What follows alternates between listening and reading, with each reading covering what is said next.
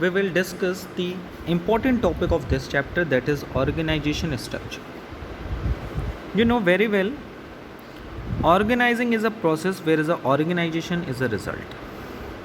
With the help of organizing process, we can easily make a effective organization and make a efficient organization structure. So an organization structure is the outcome of the organizing process. It can be defined a framework within which managerial and operating tasks are performed. So it is a framework within the which managerial and operating tasks are performed. It is also specify relationship between people, work and resources. With the help of organization structure, we establish the relationship between people, work and resources available in the organization. An organization is a structure of relationship between various positions of the enterprise. This structure facilitates the flow of work and communication in the enterprises. So, what is organization structure? Organization structure is the framework within which managerial and operating tasks are performed, and it specifies relationship between people, work and resources. How many types of organization structure? There are basically two types of the organization structure. The first one is functional structure and divisional structure. In the last video, we also discussed the organizing process. Under this process of organizing, we studied mainly 4 steps. The first step is identifying and division of work. Number second is departmentalization. You know what is departmentalization? Departmentalization means grouping of same activities. When we group the same activity, it is called departmentalization. And departmentalization can be effective, can be implemented with the help of function or division.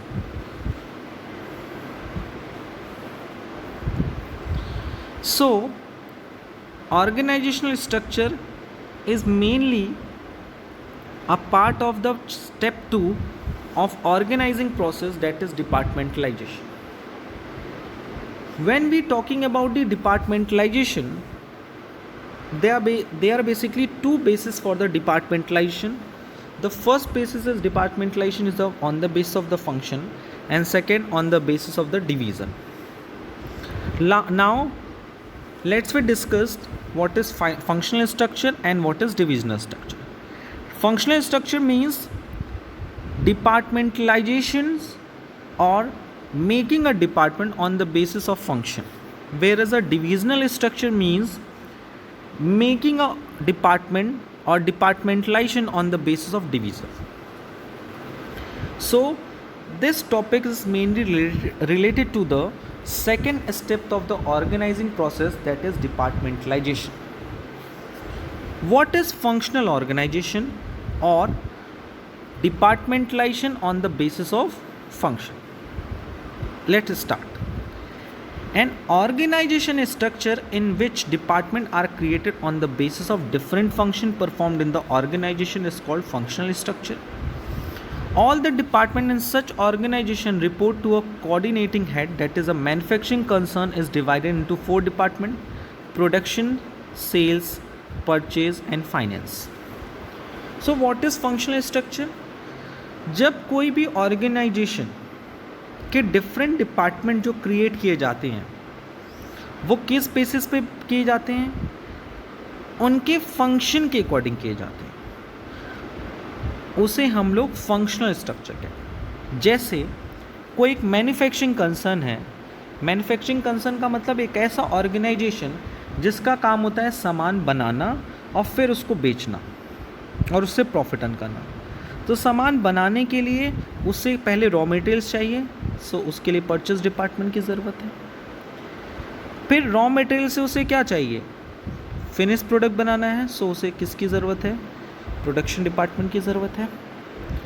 सामान बनाने के बाद फिर उसे लोगों तक पहुंचाना है ताकि हम सेल्स कर सकें, तो उसके लिए फाइनेंस डिपार्टमेंट की ज़रूरत है। एक्चुअली फाइनेंस डिपार्टमेंट की ज़रूरत सबको है, क्योंकि बिना पैसे के ना तो हम गुड्स को परचेस कर सकते हैं, ना प्रोडक्ट प्रोड्यूस कर सकते हैं, ना तो सेल्स कर सकते हैं। सो एक ऑर्गेनाइजेशन, एक मैन्युफैक्चरिंग कंसर्न को अपने गुड्स को बनाने से लेकर कस्टमर तक पहुंचाने तक के लिए उसे अपनी पूरी एक्टिविटी को 4 पार्ट में बांटना पड़ता है, on the basis of their function, that is the purchase department, production department, sales department and finance department.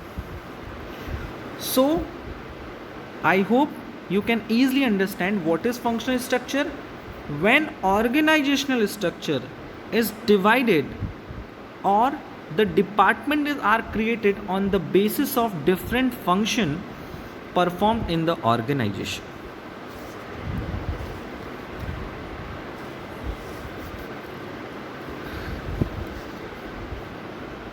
You can also see in this picture, under the one managing director, there are basically 4 departments: human resource department, research and development department, marketing department and purchasing department. It is also an example for the functional structure.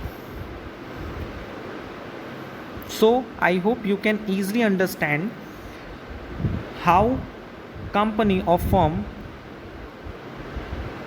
follow the steps 2 of the organizing process, that is departmentalization, and how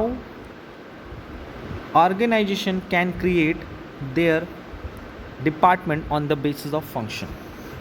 Now we will discuss where functional structure is suitable and where is not. So the second heading of this topic is suitability of functional structure.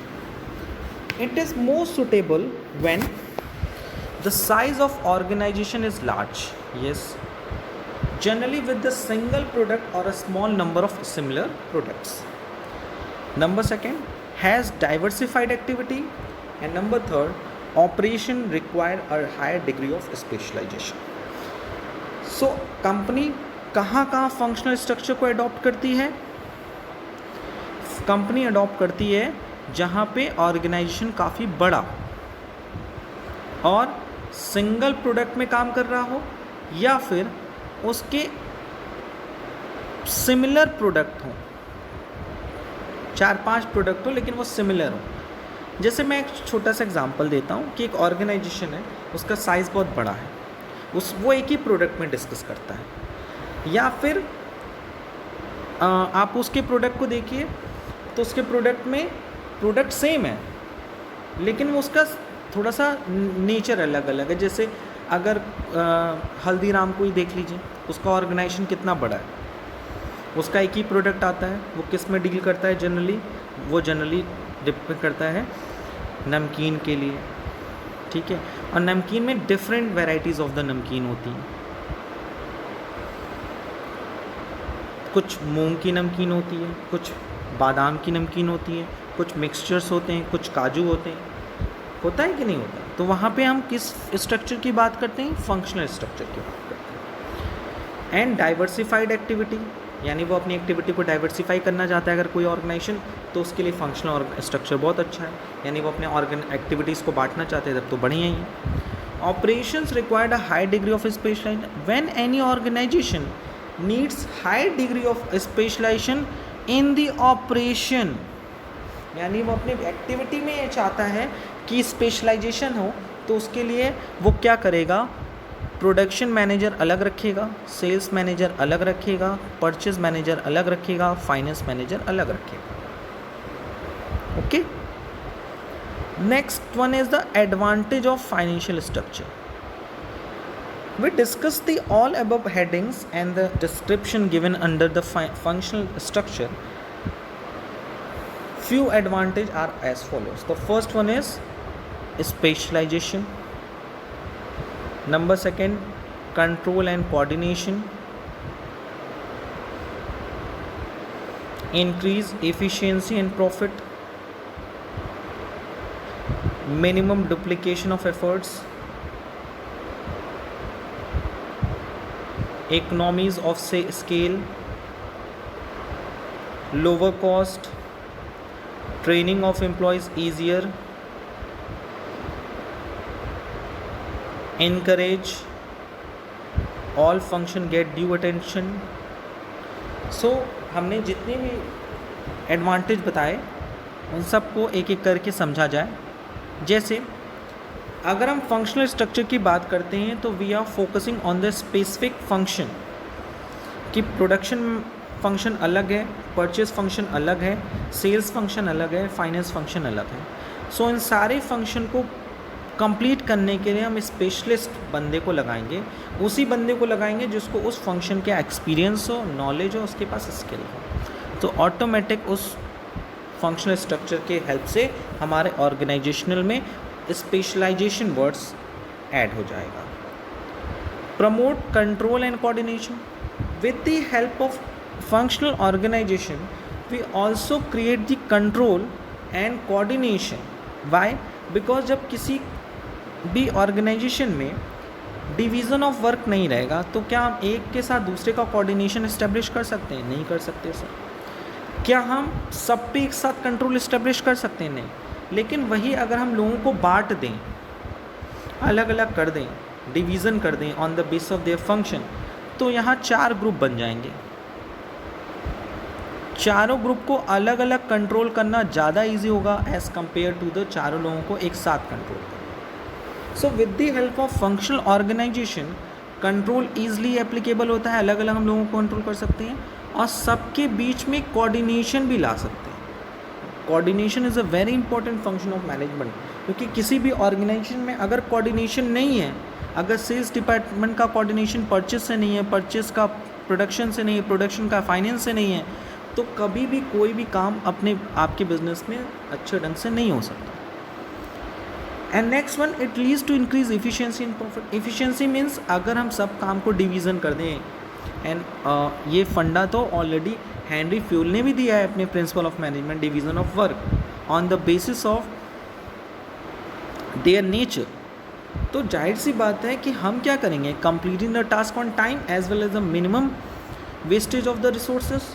और जब हमारा minimum wastage of resource होगा तो cost क्या होगी, कम होगी, time भी कम लगेगा, तो प्रॉफिट हमारी क्या होगी, इंक्रीज हो जाएगी.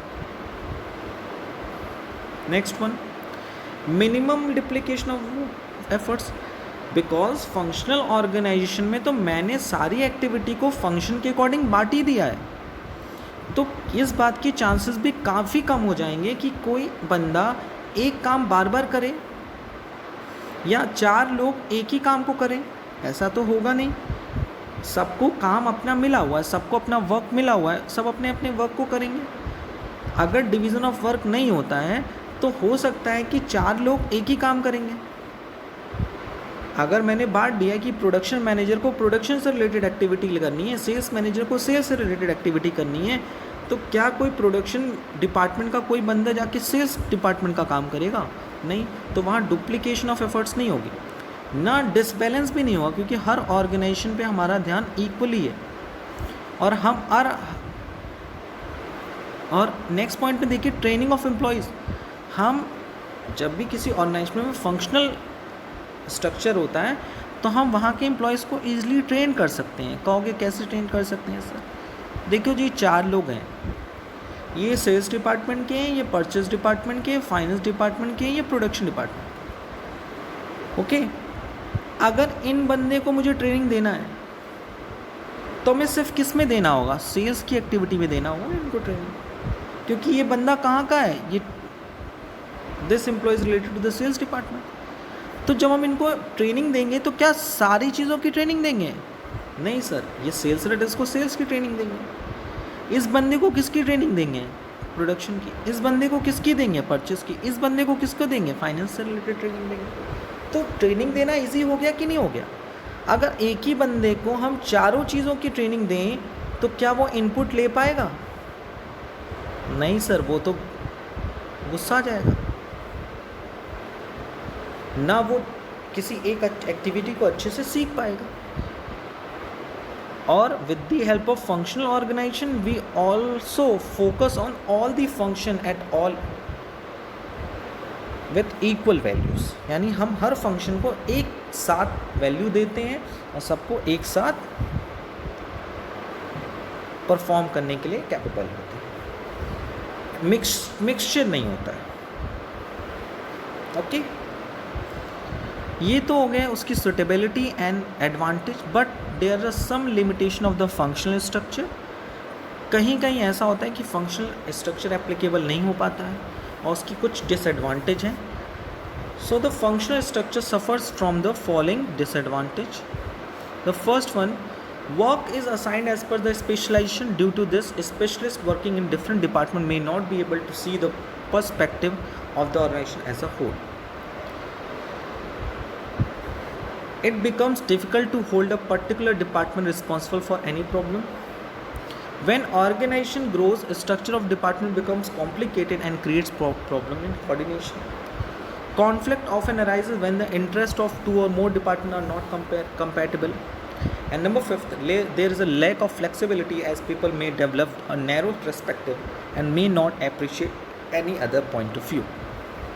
देखिए, पहली लिमिटेशन या पहला ड्रॉबैक है, जब हम काम को उनके फंक्शन के अकॉर्डिंग बांटते हैं और लोगों को उनकी स्किल और एबिलिटी के अकॉर्डिंग उनको डिपार्टमेंट में रख लें और वो एज ए स्पेशलिस्ट उस वर्क में काम कर रहे हैं, तो वो सिर्फ और सिर्फ अपने डिपार्टमेंट के एम के लिए ही काम करते हैं। उनका मेनली फोकस होता है कि भैया हमारे डिपार्टमेंट की जो ऑब्जेक्टिव है वो कंप्लीट हो जाए। तो क्या हम यहाँ ऑर्गेनाइजेशन के बारे में सोच रहे हैं? नहीं, यहाँ तो सिर्फ हम एक पार्ट के बारे में सोच रहे हैं। सो ऑर्गेनाइजेशन पे हमारा ज़्यादा फोकस नहीं है। दूसरी बात, यानी under the functional structure of organization we cannot focus on the organizational goal as a whole.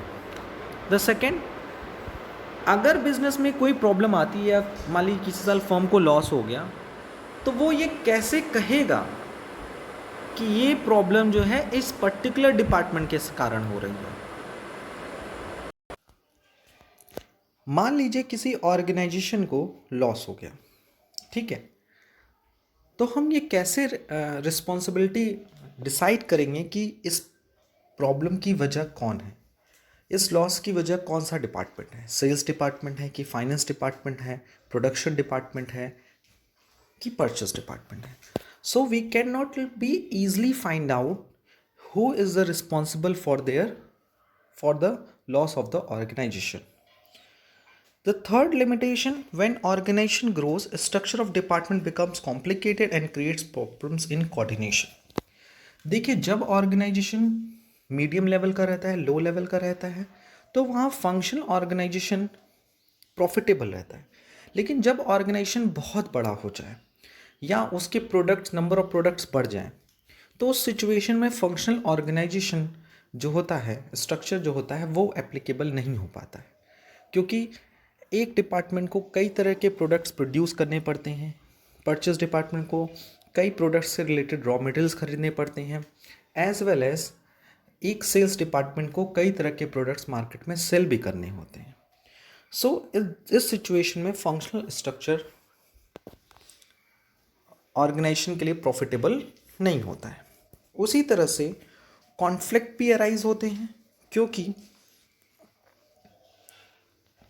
एक ऑर्गेनाइजेशन जो होता है, जो एम्प्लॉयज़ होता है, वो ये चाहता है कि उसे सिर्फ और सिर्फ सेल्स डिपार्टमेंट का ही काम ना मिले, बल्कि उसे अदर डिपार्टमेंट का भी काम, क्योंकि जब कोई इंसान एक काम को करता रहता है बार बार, तो स्पेशलाइजेशन ज़रूर हो जाती है, लेकिन एक काम को करते करते वो कभी ना कभी बोर भी हो जाता है।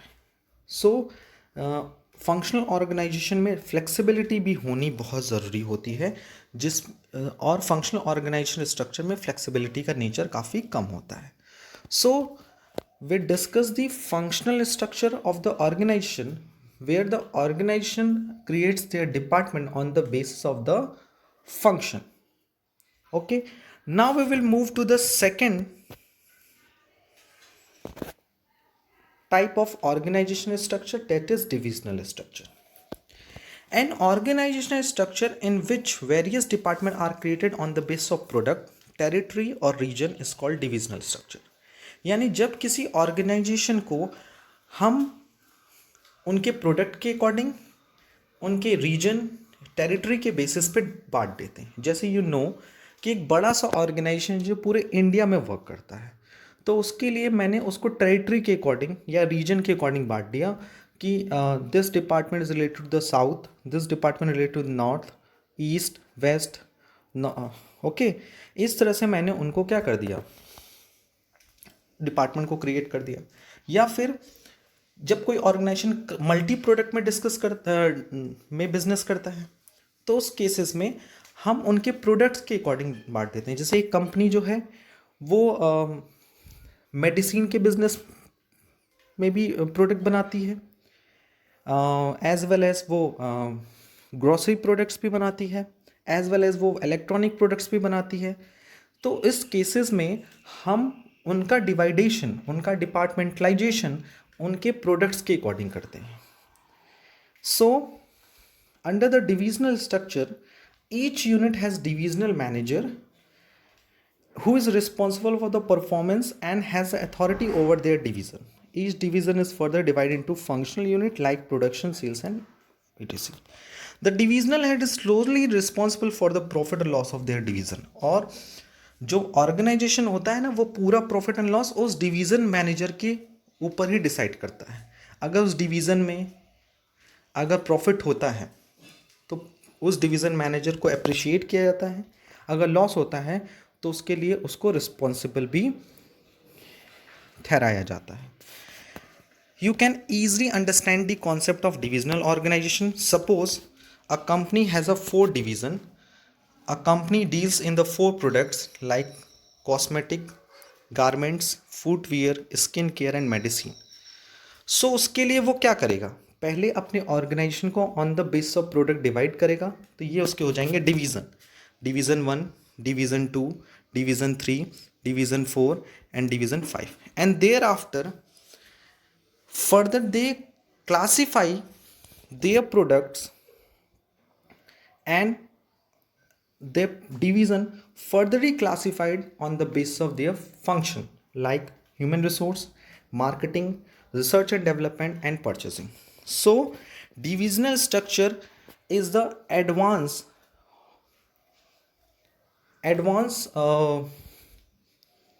form of the functional structure. Under this structure of organization, first of all we divide the whole organization on the basis of their product or region, and thereafter particular region can be divided into various part on the basis of their function.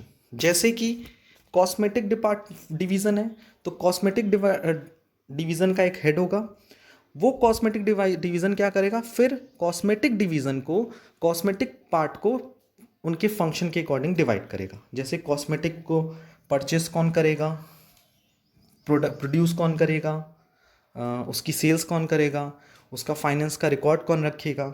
उसी तरह से garments में भी किया जाएगा. So you know very well, आपको ये चीज़ easily समझ में आई होगी कि under the divisional structure divided the organization can be divided firstly on the basis of their product and region, and thereafter each division, each products, departments, region department can be furtherly classified on their function. Next step, what is the suitability of divisional structure? Where is divisional structure suitable? The first one, organization which deals in large variety of products using different resources. Growth prospects are high. Organization want to diversify into different product and even expand to different territories. यानी कि divisional structure वहाँ suitable होता है जहाँ कोई भी organisation कई तरह के प्रोडक्ट्स के साथ डील करता है और जहाँ वो अपने ऑर्गेनाइजेशन को बहुत बड़े लेवल में ग्रो करना चाहता है और ये चाहता है कि वो उसका ऑर्गेनाइजेशन डाइवर्सिफाई हो, अपनी बिजनेस को काफ़ी एरिया में एक्सपेंड करना चाहता है। जैसे कोई ऑर्गेनाइजेशन सिर्फ यूपी में वर्क करता है, लेकिन वो चाहता है कि उसका ऑर्गेनाइजेशन अब सिर्फ यूपी में वर्क ना करे, बल्कि यूपी के साथ साथ वो बिहार में, दिल्ली में, अ, राजस्थान में, गुजरात में भी उसका ऑर्गेनाइजेशन वर्क करे। सो उसके लिए वो अपने ऑर्गेनाइजेशन को फंक्शन के अकॉर्डिंग ना बांट करके पहले वो उसको डिवीज़न के अकॉर्डिंग, रीजन के अकॉर्डिंग बांटता है। वहाँ उस डिवीज़न का हेड अपॉइंट करता है, और हेड जो होता है हर डिवीज़न को उनके फंक्शन के अकॉर्डिंग डिवाइड करता है।